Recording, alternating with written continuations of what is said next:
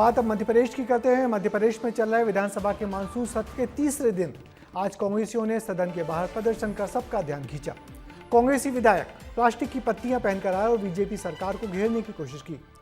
कांग्रेस विधायकों का आरोप था कि सरकार आदिवासियों के लिए पैसा कानून का क्रियान्वयन बेहतर तरीके से नहीं कर पा रही। कांग्रेस के आरोपों का जवाब ग्रामीण विकास मंत्री प्रहलाद पटेल ने दिया और कहा कि पैसा अधिनियम पर सरकार के कामकाज को सभी राज्यों से बेहतर बताया। देखिए क्या है पूरा मामला हमारी इस रिपोर्ट में। मध्य प्रदेश में विधानसभा के तीसरे दिन भी कांग्रेस ने अनोखे तरीके से प्रदर्शन किया। कांग्रेस के विधायक तीसरे दिन पेड़ बनकर पहुंचे थे। ये वही विधायक हैं जो सोमवार को गिरगिट, मंगलवार को भैंस और बुधवार को पेड़ बनकर विधानसभा पहुंचे हैं। सभी कांग्रेस विधायक पेड़ों की पत्तियां लपेटकर विधानसभा पहुंचे। दरअसल बुधवार को विधानसभा का सत्र शुरू होने से पहले कांग्रेस के विधायक ने आदिवासियों को वन क्षेत्र से बेदखल किए जाने और पैसा कानून को सही तरीके से लागू न किए जाने के विरोध में प्रदर्शन किया। नेता प्रतिपक्ष उमंग सिंघार का कहना है कि सरकार आदिवासियों को परेशान कर रही है। वन विभाग उन्हें वन क्षेत्र से बेदखल करने में जुटा है और पैसा कानून के प्रावधानों को सही ढंग से लागू नहीं किया जा रहा है। ये वन अधिकार की बात है, पट्टों की बात है, चाहे आदिवासियों के सामूहिक पट्टों की बात है। ना सरकार उनको अधिकार देना चाहती, ना पट्टे देना। 1.25 लाख पट्टे सरकार के पास विचाराधीन पड़े, लेकिन सरकार उस पर निर्णय नहीं करना चाहती। सुप्रीम कोर्ट ने कहा है कि 2006 के लोगों के जो पहले अधिकृत वहाँ पे कब्जे काबिज है, उन्हें पट्टे देना है। सरकार क्यों निर्णय की स्थिति में? बाहर विपक्ष प्रदर्शन कर रहा था, वहीं अंदर सदन में अनुपूरक बजट को लेकर भी चर्चा गर्म थी। सभा में वित्तीय वर्ष 2025-26 के लिए 2356 करोड़ का प्रथम अनुपूरक बजट पेश किया गया, लेकिन कांग्रेस के विधायक इस बजट से ज्यादा खुश नजर नहीं आए। कांग्रेस विधायक ने बजट सत्र के दौरान ट्रांसफर पॉलिसी, खराब सड़क, पैसा कानून जैसे कई मुद्दों को उठाया।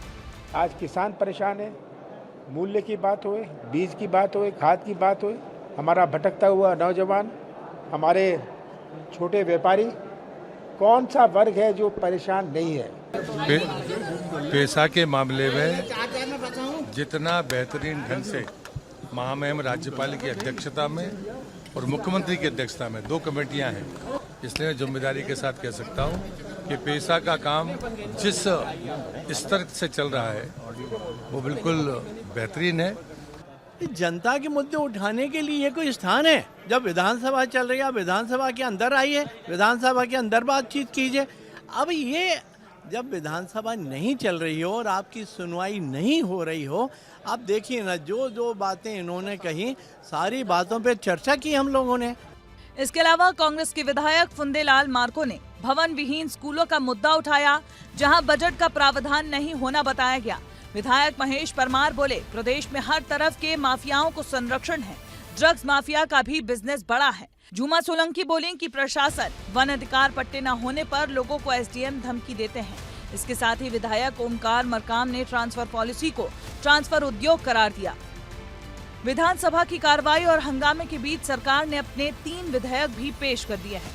अब अगली कार्रवाई में कांग्रेस नई तरीके के प्रदर्शन की जुगत में लगी है। बहरहाल कांग्रेस सरकार को हर मोर्चे पर घेरने की कोशिश में है।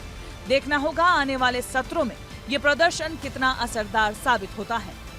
विपक्ष के हंगामे के बाद मध्य प्रदेश सरकार का पहला अनुपूरक बजट पेश हुआ है। सरकार ने सप्लीमेंट्री बजट में कई योजनाओं को गति देने के लिए फंड जारी किया है, क्योंकि कई बार उम्मीद से ज्यादा बजट खर्च कर दिया जाता है और कई बार बजट में खामियां भी आती है। इसलिए कई योजनाओं को गति देने के लिए अनुपूरक बजट की व्यवस्था की जाती है। कैमरामैन शिवंत त्रिपाठी के साथ विवेक पांडे, विस्तार न्यूज, भोपाल।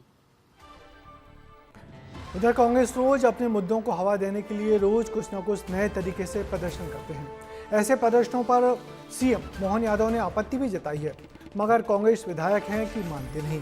अब देखना है कि कल चौथे दिन कांग्रेस एमएलए क्या करते हुए प्रदर्शन करेंगे।